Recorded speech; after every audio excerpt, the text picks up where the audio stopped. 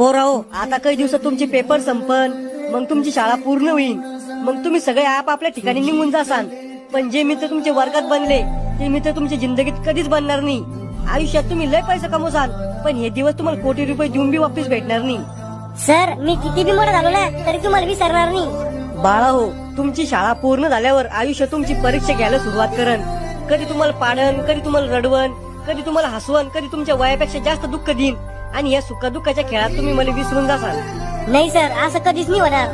बाळा हो, वेळेबरोबर तुम्हाला बी बदलणं पडन.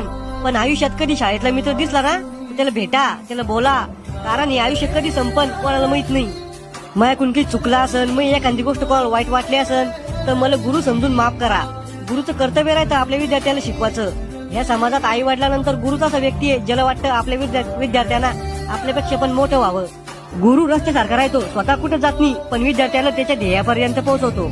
माझ्याकडून काही चुकला असेल तर मला माफ करा आणि तुमच्या येणाऱ्या भविष्यासाठी तुम्हाला हार्दिक शुभेच्छा.